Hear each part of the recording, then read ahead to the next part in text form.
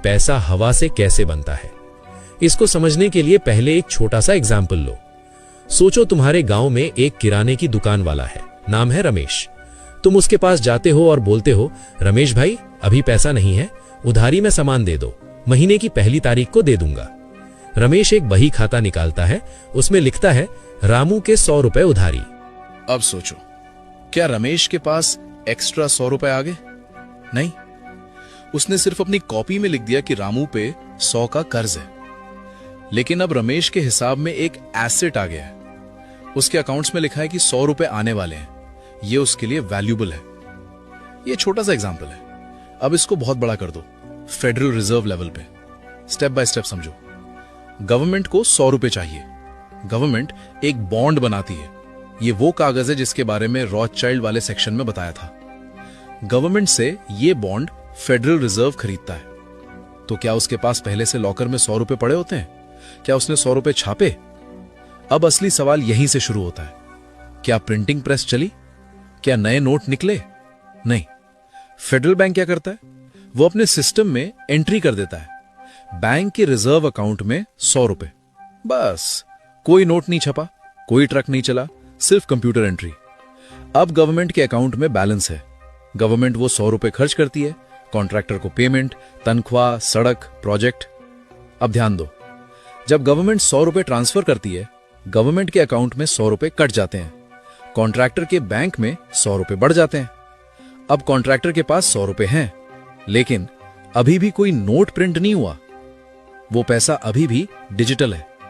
अब अगर contractor ATM से 20 रुपए निकालता है, तभी बैंक फेडरल बैंक से कैश मांगता है, तभी नोट्स सर्कुलेशन में आते हैं। मतलब पहले पैसा रिजर्व था, फिर वो बैंक डिपॉजिट बना, और कैश तभी बना जब किसी ने कैश मांगा। अब वो पैसा मार्केट में आ जाता है, लोग यूज करते हैं, ये रियल मनी बन गया। और वो बॉन्ड अब फेडरल रिजर्व के पास है। ये फेडरल रिजर्व की एसेट है। अब गवर्नमेंट को हर साल 5 रुपए इंटरेस्ट देना है फेडरल रिजर्व को। ये पैसा कहां से आएगा? टैक्स से, तुम्हारे पैसों से। 10 साल बाद 100 रुपए वापस करने हैं। गवर्नमेंट के पास हैं क्या? नहीं। तो क्या करेगी? नया बॉन्ड इशू करेगी, नया कर्ज, पुराने कर्ज को चुकाने के लिए नया कर्ज, और चक्कर चलता रहेगा। ये समझे? पहले लिमिट थी, बैंक के पास जितना पैसा है उतना ही दे सकता था। अब कोई लिमिट नहीं। फेडरल रिजर्व हवा में से पैसा बना सकता है। गवर्नमेंट को कभी नहीं नहीं सुनना पड़ेगा।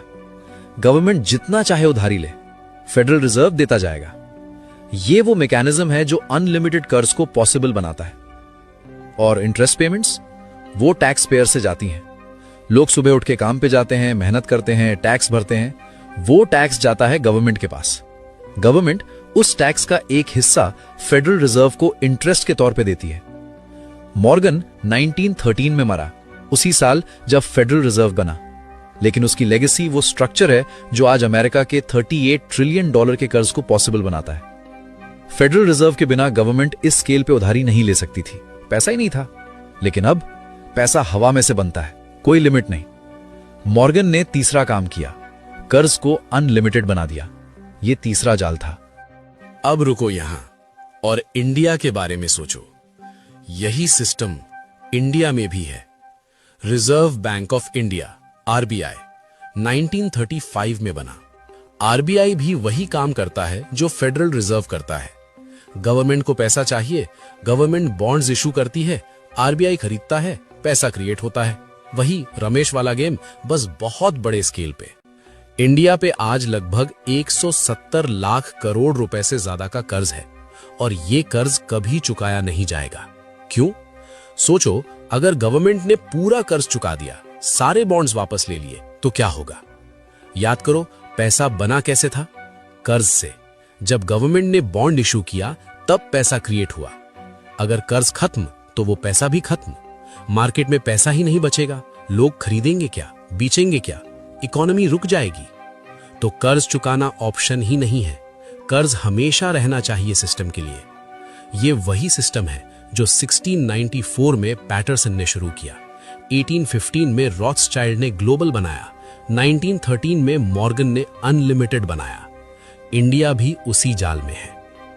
अब तुम पूछोगे, अगर आरबीआई पैसा छाप सकती है तो इंडिया गरीब क्यों है? प्रिंट करो और अमीर हो जाओ? बहुत सही सवाल, लेकिन इतना सिंपल नहीं है। दो प्रॉब्लम्स हैं। पहली प्रॉब्लम महंगाई। अगर गवर्नमेंट 1000 करोड़ प्रिंट करे बिना कुछ प्रोड्यूस किए तो मार्केट में पैसा ज्यादा हो जाएगा, लेकिन चीजें उतनी ही होंगी। ज्यादा पैसा उतना ही सामान, तो प्राइसेस बढ़ जाएंगे। यही महंगाई है। जिम्बाब्वे ने यही किया। इतना पैसा छापा कि 100 ट्रिलियन का नोट था और उससे एक रोटी नहीं खरीद सकते थे। पैसा बेकार हो गया। दूसरी प्रॉब्लम फॉरेन एक्सचेंज। आरबीआई रुपया छाप सकती है, लेकिन डॉलर नहीं छाप सकती। जब इंडिया को रशिया से ऑयल खरीदना है तो रुपए नहीं चलते, डॉलर चाहिए। जब इंडिया को अमेरिका से फाइटर जेट्स खरीदने हैं तो रुपए नहीं चलते, डॉलर चाहिए। इंटरनेशनल ट्रेड मोस्टली डॉलर्स में होता है, और डॉलर कहां से आए? एक्सपोर्ट करके कमाओ या उधारी लो। यही 1991 में हुआ था। इंडिया के पास रुपए थे, लेकिन डॉलर खत्म हो गए थे। रुपए छाप सकते थे, लेकिन डॉलर से ऑयल नहीं खरीद सकते थे। यह पूरी कहानी आगे डिटेल में बताऊंगा। तो अनलिमिटेड पैसा छापना सल्यूशन नहीं है। अब चौथा और आखिरी आर्किटेक्ट, और ये तुमसे सबसे सीधा कनेक्टेड है। अब तक का सिस्टम समझो। कर्ज परमानेंट है पैटरसन की वजह से। कर्ज ग्लोबल है रॉथस्चाइल्ड की वजह से। कर्ज अनलिमिटेड है मॉर्गन की वजह से। लेकिन एक प्रॉब्लम थी। कुछ देश थे जो कर्ज ले लेते थे और चुका नहीं पाते थे, डिफॉल्ट कर देते थे। बोल देते थे कि भाई नहीं दे सकते। जब डिफॉल्ट होता था तो कर्ज माफ हो जाता था या कम हो जाता था, सिस्टम रीसेट हो जाता था। ये प्रॉब्लम थी बैंकर्स के लिए। कर्ज का जाल टूट रहा था जगह जगह। तब आया चौथा आर्किटेक्ट, पॉल वोल्कर। वोल्कर 1979 से 1987 तक फेडरल रिजर्व का चेयरमैन था, अमेरिका के सेंट्रल बैंक का सबसे बड़ा आदमी। समझो उस वक्त क्या हो रहा था। 1970s में महंगाई बहुत बढ़ गई थी अमेरिका में। हर चीज महंगी, डॉलर की वैल्यू गिर रही थी। वोल्कर को यह रोकना था। उसने क्या किया? उसने इंटरेस्ट रेट्स बहुत बढ़ा दिए। पहले बैंक से लोन लो तो 10% इंटरेस्ट लगता था, वोल्कर ने 20% कर दिया। मतलब लोन लेना बहुत महंगा हो गया। इससे क्या हुआ?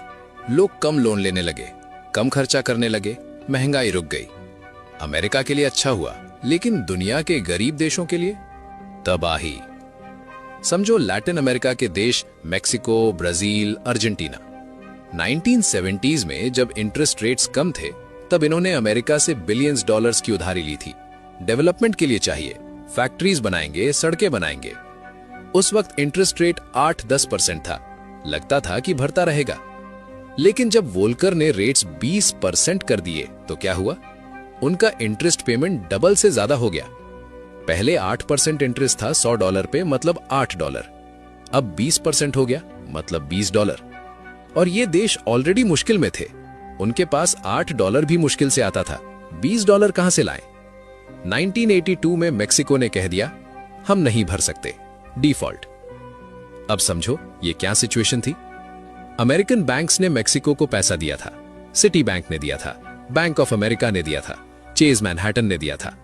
अगर मेक्सिको डिफॉल्ट करे तो इन बैंक्स का पैसा डूबे, ये बैंक्स फेल हो जाएं, अमेरिका की इकोनॉमी हिल जाए। वोल्कर के सामने दो ऑप्शन थे।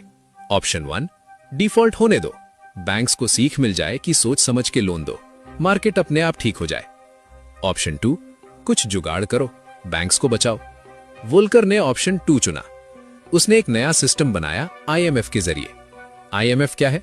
International monetary fund. ये एक इंटरनेशनल संस्थान है जो देशों को इमरजेंसी में पैसा देता है। वोल्कर ने कहा, IMF मेक्सिको को पैसा देगा, मेक्सिको उस पैसे से अमेरिकन बैंक्स को इंटरेस्ट देता रहेगा। बैंक्स डूबेंगे नहीं, लेकिन फ्री में पैसा नहीं मिलेगा, कंडीशंस लगेंगी। इन कंडीशंस को स्ट्रक्चरल एडजस्टमेंट कहा गया। मतलब स्ट्रक्चर बदलो, तरीके बदलो, हमारी बात मानो। ये कंडीशंस क्या थी? कंडीशन 1, गवर्नमेंट खर्चा कम करो, स्कूल्स पे खर्चा कम करो, हॉस्पिटल्स पे खर्चा कम करो, गरीबों के लिए जो स्कीम्स हैं वो कम करो। कंडीशन 2, प्राइवेटाइजेशन करो, जो कंपनीज गवर्नमेंट की हैं वो बेचो, प्राइवेट लोगों को दे दो। पानी की कंपनी बेचो, बिजली की कंपनी बेचो, टेलीफोन कंपनी बेचो। कंडीशन 3, मार्केट्स खोलो, विदेशी कंपनीज को आने दो, तुम्हारे देश में बिजनेस करने दो, चाहे तुम्हारी लोकल कंपनीज डूब जाएं। कंडीशन 4, करेंसी की वैल्यू गिराओ, तुम्हारा पीसो या रुपया कमजोर करो, इससे तुम्हारा माल सस्ता होगा एक्सपोर्ट के लिए, लेकिन इंपोर्ट महंगा हो जाएगा, तुम गरीब हो जाओगे। ये कंडीशंस ब्रूटल थीं। गरीब देशों की जनता को तकलीफ हुई, लेकिन बैंक्स बच गए। और सबसे इंपॉर्टेंट, कर्ज माफ नहीं हुआ, सिर्फ रीस्ट्रक्चर हुआ। मतलब क्या? पहले मेक्सिको को $80 बिलियन चुकाने थे 5 साल में। रीस्ट्रक्चर के बाद मेक्सिको को $80 बिलियन चुकाने थे 15 साल में। असली रकम कम नहीं हुई, बस टाइम बढ़ गया और नए कर्ज से पुराना कर्ज भरा। ये वोल्कर की असली चाल थी। जब कर्ज चुकाना इम्पॉसिबल हो जाए तो उसे माफ मत करो, रीस्ट्रक्चर करो। इतना पैसा दो कि इंटरेस्ट की पेमेंट्स चलती रहे और एक्सचेंज में देश का कंट्रोल ले लो। वॉल्कर ने चौथा काम किया, कर्ज को इनएस्केपेबल बना दिया। इससे भागना नामुमकिन बना दिया। कर्ज का जाल अब कंट्रोल का हथियार बन गया। यह चौथा जाल था। और अब इंडिया की तरह देखो। यह साल हर हिंदुस्तानी को याद रखना चाहिए। 1980s में इंडिया ने भी वही किया जो मेक्सिको ने किया। डेवलपमेंट के नाम पे उधारी ली, प्रोजेक्ट्स के नाम पे उधारी ली, ऑयल इंपोर्ट के लिए उधारी ली। 1990 में इराक ने कुवैत पर हमला कर दिया, गल्फ वॉर शुरू, ऑयल के दाम आसमान पे। इंडिया ऑयल इंपोर्ट करता था, बिल्स बढ़ गए, डॉलर चाहिए थे लेकिन डॉलर थे नहीं। 1991 तक इंडिया का फॉरेन एक्सचेंज रिजर्व इतना गिर गया कि सिर्फ 2 हफ्ते का पैसा बचा था। 2 हफ्ते मतलब अगर इंडिया को बाहर से कुछ भी खरीदना है, पेट्रोल, मेडिसिन, मशीनरी, तो सिर्फ 2 हफ्ते का पैसा है। उसके बाद कुछ नहीं। इंडिया डिफॉल्ट होने वाला था। डिफॉल्ट का मतलब पूरी दुनिया के सामने बोलना कि हम अपना कर्ज नहीं चुका सकते, हमारे पास पैसा नहीं है। यह इज्जत का सवाल था। एक बड़ा देश, इतनी बड़ी आबादी, बोल रहा है कि हमारी जेब खाली है। तो क्या हुआ? इंडिया को आईएमएफ के पास जाना पड़ा। आईएमएफ ने पैसा दिया, लेकिन कंडीशंस के साथ। वही कंडीशंस जो मेक्सिको को दी गई थी। वही वॉल्कर वाला प्लेबुक। एलपीजी रिफॉर्म्स, ये नाम याद रखो। इन तीनों को मिला के एलपीजी रिफॉर्म्स कहते हैं। L for liberalisation, P for privatisation, G for globalisation. Liberalisation मतलब पहले इंडिया में फॉरेन कंपनीज आसानी से नहीं आ सकती थी। लाइसेंस लेना पड़ता था, परमिशन लेनी पड़ती थी, सब सरकार कंट्रोल करती थी। अब खोल दिया। कोका कोला आया, पेप्सी आया, फॉरेन बैंक्स आए।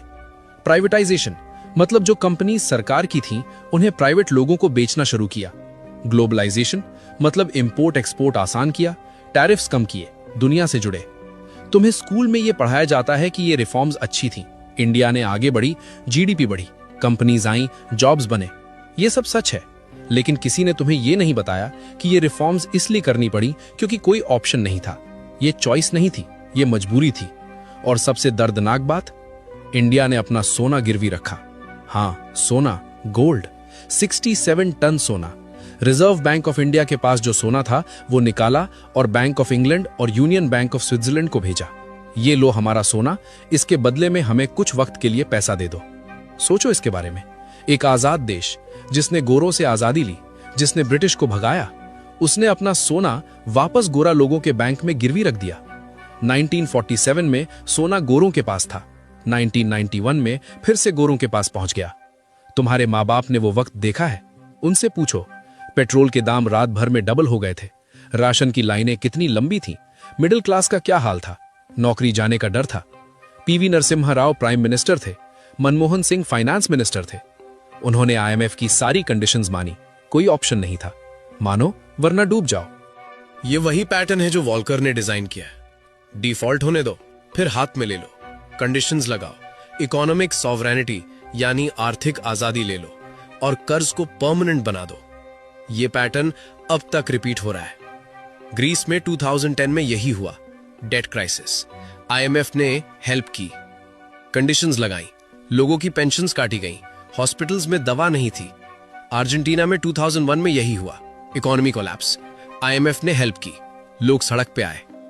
श्रीलंका में 2022 में यही हुआ, तुमने देखा है टीवी पे। पेट्रोल नहीं था, खाना नहीं था, प्राइम मिनिस्टर को भागना पड़ा। हर बार वही स्ट्रक्चर। आईएमएफ योन्स ताकि इंटरेस्ट भरते रहो, खर्चे में कटौती करो, अपना कंट्रोल छोड़ो। और कर्ज कभी खत्म नहीं होता, बस रीस्ट्रक्चर होता है, परमानेंट होता है। वॉल्कर 2019 में मरा, लेकिन उसकी लेगेसी वो मैकेनिज्म है जो इंश्योर करता है कि कर्ज का जाल ग्लोबल है और इससे भागना नामुमकिन है। जब देश चुका नहीं सकते तब भी उन्हें डिफॉल्ट नहीं करने दिया जाता, उन्हें रीफाइनेंस किया जाता है, हमेशा के कर्ज में डाल दिया जाता है और इंटरेस्ट बहता रहता है कर्ज देने वालों की तरफ। वही बैंक्स, वही इंस्टीट्यूशंस, वही सिस्टम जो पैटरसन ने 1694 में शुरू किया था। ये 300 साल में बुना गया जाल है जिसमें आज पूरी दुनिया फंसी है। अब तक जो सुना वो इतिहास था, 300 साल पुरानी कहानी। लेकिन तुम सोचोगे ये सब तो बड़े बड़े देशों की बात है, गवर्नमेंट्स की बात है, मुझे क्या फर्क पड़ता है? बहुत फर्क पड़ता है। क्योंकि ये सिस्टम सीधा तुम्हारी जेब से जुड़ा है, तुम्हारी सैलरी से जुड़ा है, तुम्हारी जिंदगी से जुड़ा है। चलो अब देखते हैं कि ये सिस्टम तुम्हें पर्सनली कैसे अफेक्ट करता है। इंडिया की गवर्नमेंट हर साल बजट में कर्ज का इंटरेस्ट भरने के लिए पैसा रखती है। 2024-25 में ये लगभग 12 लाख करोड़ रुपए के आसपास है। 12 लाख करोड़ सिर्फ इंटरेस्ट, असली कर्ज नहीं, सिर्फ इंटरेस्ट। ये पैसा कहां से आता है? तुम्हारे टैक्स से। जीएसटी जो तुम हर चीज पे भरते हो, चाय पे, बिस्किट पे, कपड़े पे, फोन पे। इनकम टैक्स जो तुम्हारी सैलरी से कटता है। पेट्रोल डीजल पे जो टैक्स लगता है, ये सब पैसा गवर्नमेंट कलेक्ट करती है और उसका एक बहुत बड़ा हिस्सा कर्ज का इंटरेस्ट भरने में जाता है। मतलब समझो, तुम सुबह चाय पीते हो, उस पे जीएसटी भरी, वो पैसा गवर्नमेंट के पास गया, गवर्नमेंट ने उस पैसे का कुछ हिस्सा कर्ज का इंटरेस्ट भरने में दिया, वो इंटरेस्ट किसी बैंक के, किसी इंस्टीट्यूशन के अकाउंट में गया। तुम जब पेट्रोल डलवाते हो और उस पे टैक्स भरते हो, वो पैसा अल्टीमेटली बॉन्ड होल्डर्स के पास जा रहा है। तुम डायरेक्टली नहीं देख पाते, तुम्हें लगता है कि टैक्स गवर्नमेंट को दे रहे हो डेवलपमेंट के लिए, सड़कें बनेंगी, स्कूल्स बनेंगे, लेकिन गवर्नमेंट वो टैक्स का एक बड़ा हिस्सा कर्ज के इंटरेस्ट में दे रही है। और कर्ज कभी खत्म नहीं होगा तो टैक्स कभी कम नहीं होगा, तो तुम हमेशा भरते रहोगे। ये लीगल ट्रांसफर है तुम्हारी जेब से अमीर लोगों की जेब में, हर साल, हमेशा के लिए। और अब एक और चीज समझो जो सबसे ज्यादा तुम्हें अफेक्ट करती है, महंगाई। ये इस पूरे सिस्टम का साइड इफेक्ट है। सोचो, गांव में 100 किलो गेहूं है और 1000 रुपए हैं लोगों के पास, हर किलो 10 रुपए का होगा। अब कोई आके 1000 रुपए और डाल दे, अब 2000 रुपए है, लेकिन गेहूं अभी भी 100 किलो है, हर किलो 20 रुपए का हो जाएगा। गेहूं वैसा का वैसा है, लेकिन पैसा ज्यादा हो गया तो दाम बढ़ गया। यही महंगाई है। और महंगाई तुम्हें कैसे अफेक्ट करती है? तुम्हारी सैलरी की वैल्यू कम हो जाती है, तुम्हारी सेविंग्स की वैल्यू कम हो जाती है। 10 साल पहले जो सामान 100 रुपए में आता था, आज 300 में आता है। तुम्हारी सैलरी 2 गुनी हुई, लेकिन चीजों के दाम 3 गुने हो गए। मतलब तुम 10 साल पहले से गरीब हो, चाहे तुम्हारी सैलरी बढ़ गई हो। ये वेल्थ ट्रांसफर है, धीरे धीरे होने वाला, चुपके चुपके होने वाला। तुम्हारे पॉकेट से उन लोगों के पॉकेट में जो एसेट्स रखते हैं। एसेट्स मतलब प्रॉपर्टी, जमीन, सोना, बॉन्ड्स। क्योंकि महंगाई में एसेट्स की वैल्यू बढ़ती है, लेकिन सैलरी की वैल्यू गिरती है। अमीर और अमीर होता है क्योंकि उसके पास प्रॉपर्टी है जो 1 करोड़ की थी, अब 3 करोड़ की हो गई। गरीब और गरीब होता है क्योंकि उसकी सैलरी 30,000 की थी, अब 50,000 की हो गई, लेकिन खर्चा 30,000 से 90,000 हो गया। और ये सिस्टम ने डिजाइन किया है। सेंट्रल बैंक पैसा प्रिंट करता है, महंगाई आती है, गरीब की खरीदने की ताकत गिरती है, अमीर की दौलत बढ़ती है। ये साइकिल रिपीट होती है हर साल, हमेशा के लिए। और एक और लेयर है जो स्पेसिफिकली तुम्हारी जनरेशन को टारगेट करती है, पर्सनल डेट, निजी कर्ज, ईएमआई कल्चर, क्रेडिट कार्ड्स। अभी लो, बाद में भरो। ये सब पैटरसन के मॉडल का पर्सनल वर्जन है। सोचो, तुम एक आईफोन खरीदना चाहते हो, 1 लाख का है, तुम्हारे पास इतना पैसा नहीं, लेकिन दुकान वाला बोलता है ईएमआई पे ले लो, 5,000 महीना, 2 साल में खत्म। तुम्हें लगता है 5,000 महीना, ये तो मैं अफोर्ड कर सकता हूं, चल ठीक है। लेकिन रुको, 5,000 महीना, 24 महीने, टोटल कितना हुआ? 1,20,000 रुपए। फोन की कीमत थी 1 लाख, तुम भरे 1,20,000, 20,000 रुपए एक्स्ट्रा। ये इंटरेस्ट है। लेकिन अभी ईएमआई खत्म नहीं हुई कि नया फोन आ गया, भाई पुराना हो गया, नया लेना पड़ेगा। फिर से ईएमआई। और सिर्फ फोन नहीं, ईएमआई पे लैपटॉप, ईएमआई पे बाइक, ईएमआई पे गाड़ी, ईएमआई पे एसी, ईएमआई पे फ्रिज, ईएमआई पे फर्नीचर, शादी का लोन ईएमआई पे, वेकेशन का लोन ईएमआई पे, हर चीज ईएमआई पे। एक एक ईएमआई छोटी लगती है, 2,000 यहां, 3,000 वहां, 5,000 इधर, लेकिन सब जोड़ दो तो तुम्हारी सैलरी का आधा हिस्सा या उससे ज्यादा ईएमआई में जा रहा है। तुम सोचते हो कि तुम चीजों के मालिक हो, आईफोन तुम्हारा है, गाड़ी तुम्हारी है, लेकिन असल में चीजों ने तुम्हें अपना गुलाम बना लिया है। तुम वो नौकरी छोड़ नहीं सकते जो तुम्हें पसंद नहीं, क्योंकि ईएमआई भरनी है। तुम रिस्क नहीं ले सकते, अपना कुछ नहीं कर सकते क्योंकि ईएमआई भरनी है। तुम अपना बिजनेस शुरू नहीं कर सकते क्योंकि ईएमआई भरनी है। बॉस गाली दे, बेइज्जती करे, तुम चुप रहो क्योंकि ईएमआई भरनी है। ईएमआई तुम्हारी आजादी का सबसे बड़ा दुश्मन है और यह सिस्टम ने जानबूझ के डिजाइन किया है। बैंक्स को तुम्हारी ईएमआई से इंटरेस्ट मिलता है, सोते सोते कमाई। कंपनीज को तुम्हारा खर्चा मिलता है, तुम खरीदते रहो। गवर्नमेंट को तुम्हारे खर्चे पे जीएसटी मिलता है। अब सोचो बड़े पिक्चर में, यह सिस्टम टूट क्यों नहीं सकता? क्योंकि अगर टूटेगा तो सब कुछ टूटेगा। अगर दुनिया के सारे देशों ने अपना कर्ज चुका दिया तो ग्लोबल मनी सप्लाई 65 से 70% कम हो जाएगी। दुनिया में इतना पैसा ही नहीं बचेगा कि ट्रेड हो सके, सिस्टम जम जाएगा। तो कर्ज खत्म किया नहीं जा सकता, यह सिस्टम का हिस्सा है, यह फीचर है, बग नहीं।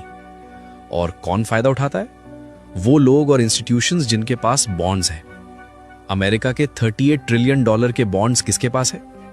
अमेरिकन पेंशन फंड्स के पास, इंश्योरेंस कंपनीज के पास, फॉरेन गवर्नमेंट्स के पास जैसे चाइना और जापान, बैंक्स के पास, अमीर इन्वेस्टर्स के पास।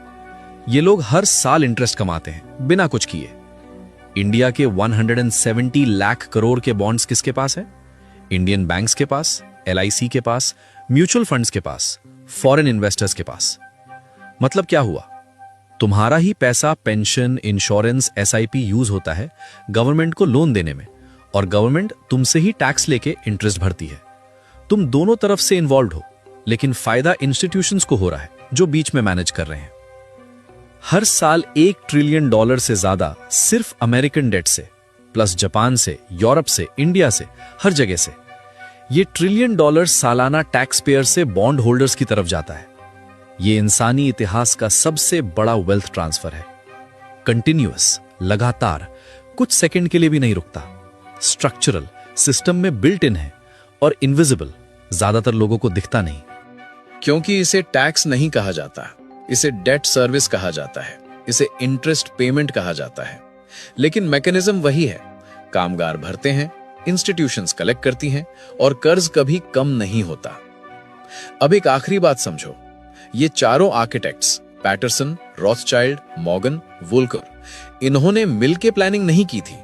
ये अलग अलग सदियों में जीते थे, अलग अलग देशों में, एक दूसरे से मिले भी नहीं, लेकिन हर एक ने एक प्रॉब्लम को ऐसे सॉल्व किया जो बैंकर्स के फायदे में था, और हर सॉल्यूशन पिछले वाले पे बिल्ड हुआ। अब तुम पूछोगे बैंकर्स को इस सिस्टम से क्या मिलता है? सिंपल है, तुमने ₹100 का लोन लिया, तुम्हें ₹108 देने हैं, ₹8 इंटरेस्ट। बैंक ने वो ₹100 बनाए कहां से? कुछ नहीं से, एंट्री लिख दी। मतलब बैंक ने कुछ नहीं दिया और ₹8 कमा लिए। अब इसको करोड़ों में मल्टीप्लाई करो, ट्रिलियंस में मल्टीप्लाई करो। गवर्नमेंट्स पूरी दुनिया में हर साल $1 ट्रिलियन इंटरेस्ट भरती हैं। वो $1 ट्रिलियन जाते कहां हैं? बॉन्ड होल्डर्स के पास, बैंक्स के पास, फाइनेंशियल इंस्टीट्यूशंस के पास। ये परपेचुअल इनकम है, हमेशा आती रहेगी जब तक सिस्टम है। इसीलिए ये सिस्टम बना, इसीलिए ये सिस्टम चालू है, इसीलिए ये सिस्टम कभी नहीं बदलेगा। और जो लोग बॉन्ड्स कंट्रोल करते हैं, जो डेट मैनेज करते हैं, जो इंटरेस्ट कलेक्ट करते हैं, वो सबसे ज्यादा फायदा उठाते हैं।